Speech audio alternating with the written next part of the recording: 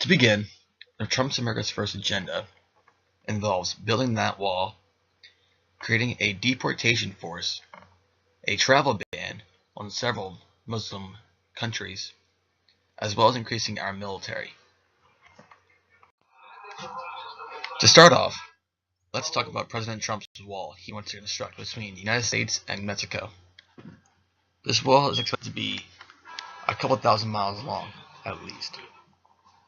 Now, it's not going to be a cheap wall. In fact, this is going to cost a couple $100 million, maybe even the potential for a couple $billion. That's a debt neither the United States can afford or Mexico. And President Trump wants to make Mexico pay for it. Now, if the United States cannot afford to pay for this wall, what makes you think Mexico can pay for it when they're in more debt than we are and are less economically stable than us? With the rising tensions between the two nations, this is pushing Mexico away from working with the United States. Now that we've had for years since the NATO agreement was drafted. Now, China and Mexico have recently begun building a stronger relationship with one another, probably in part because of the recent tensions between the United States and Mexico. Now, China and Mexico can maintain a healthy relationship. It could cost us one of our top trade groups. Trump is also implementing a deportation force, which is a group that is designed specifically to remove illegal immigrants in the United States and deport them back to their home countries. Now, with these factors, this shows to the world that we are not caring for anyone if they are not benefiting the United States, no matter what they are doing in our country. This shows the world we do not care, and if you do not help us, we will kick you out and cut your ties with no regret. Next up on the list is a travel ban. President Trump, earlier in his term, signed executive orders implementing a ban on several Muslim-dominant countries, banning refugees from entering the United States. The countries listed are, as you can see on the board, Libya, Sudan, Syria, Iraq, Iran, Yemen, and Somalia. All these countries are not permitted to enter into the United States. If they do, they are stopped right away and are forced into an interrogation room or forced back into a plane to return back to their country.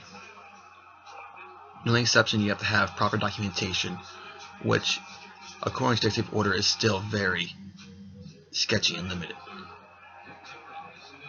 Students with visas are even being prevented from entering the United States.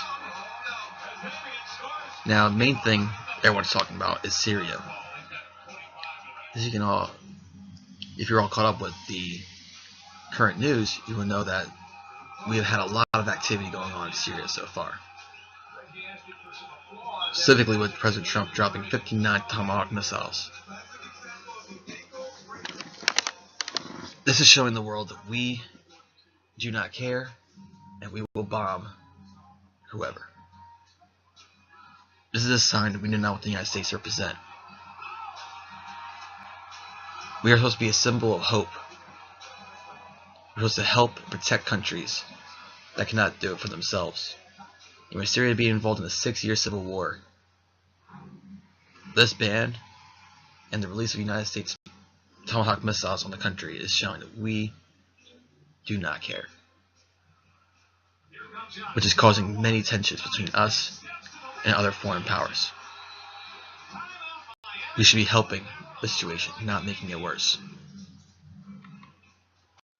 The last thing on President Trump's America's First agenda is to increase our military, specifically through spending and our size.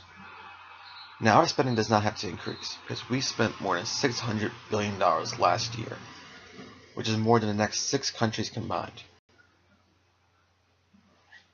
Our size also does not need to increase. But Trump refers to our decreased naval fleet. The reason why our naval fleet has decreased is because we can have stronger vessels in the water, operate with less personnel, which means in times of conflict, if we were to lose a naval vessel, we wouldn't lose thousands and thousands of lives. Whereas back then, the ships required more people to operate. Also, many ships have also gone into retirement because of how old they are and outdated. Technology lets our new fleet become stronger. One naval vessel is as strong as 5 now. President Trump's policies are leading the United States into a state of isolationism and away from the rest of the world.